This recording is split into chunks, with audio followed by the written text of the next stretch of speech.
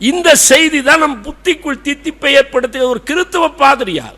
பரமண்டலத்தில் இருக்கும் இயேசுபிதாவை தவிர வேறு எவரையும் தொழமாட்டேன் என்று சத்திய பிரமாணம் எடுத்து ஞான ஸ்நானம் செய்து கொண்ட ஒரு பாதிரியார் தன்னுடைய லெட்டர்ஹெட்ல கடிதத்தாள்ல இமைப்பொழுதும் என் நெஞ்சில் நீங்காதான் தாழ்வாழ்க என்ற திருவாசக சிவபுராணத்து வரிகளை தன் நெற்றியிலே விபூதியை போல பூசி இருக்கிறார் என்று சொன்னால் போப்பையும் விபூதி பூச வைத்திருப்பது திருவாசகம் என்பதை மறந்துவிடக்கூடாது. திருவாசகம் என்பதை மறந்துவிடக்கூடாது. அது சாதாரணமான நூல் இல்லை. கடை ஊழி வரும் தனிமை கழிக்க வென்றோ உடையார் உன் வாசகத்தை ஒரு பிரதி கருதினதேன்னு மனோன்மணியும் சுந்தரம் பிள்ளை பாடுறார். எதையும் ரசிச்சும் சுவைத்தும் சொல்ல பழக வேண்டும், கேட்க பழக வேண்டும். இந்த நாடு அப்பதாயா திருந்தும், உருப்படுறதுக்கு அப்பதாயா வாய்ப்பு இருக்கு.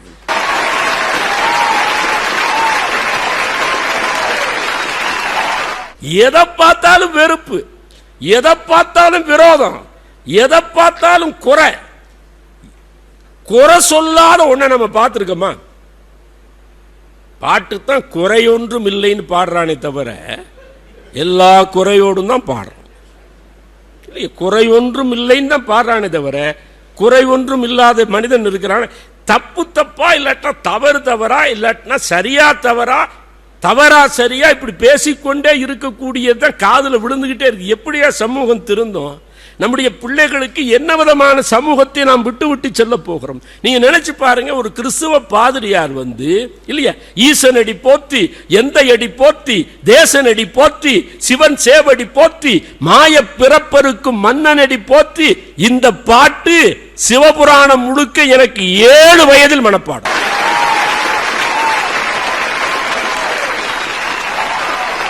எனக்கு 7 வயதுல மனப்பாடம். மதம் தெரியாது, இனம் தெரியாது, சைவமானு தெரியாது. அது தமிழ் பாட்டு.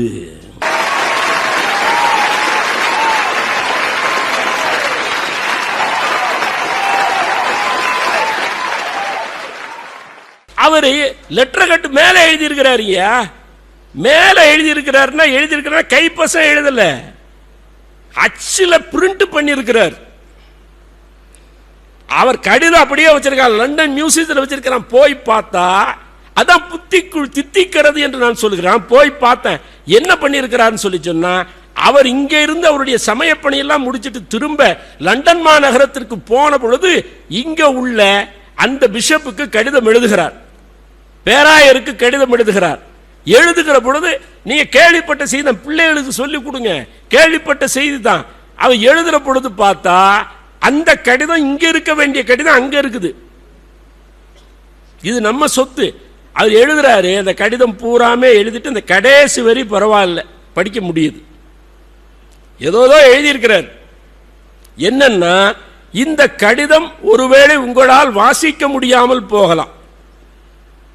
பின்குறிப்பு: எழுத எழுத திருவாசகத்தை எண்ணி எண்ணி என் கண்கள் கண்ணீர் வடித்த காரணத்தால் இந்த கையெழுத்து முழுக்க அழிந்திருக்கிறது, நனைந்திருக்கிறது. இயேசு எங்க போனாரு? எழுதுகிற பொழுது ஒரு மனசாட்சியை உலுக்கி நினைந்து நினைந்து ஊற்றலும் கண்ணீர் அதனால் நனைந்து நனைந்து வனைந்து வனைந்து ஏத்துதும்.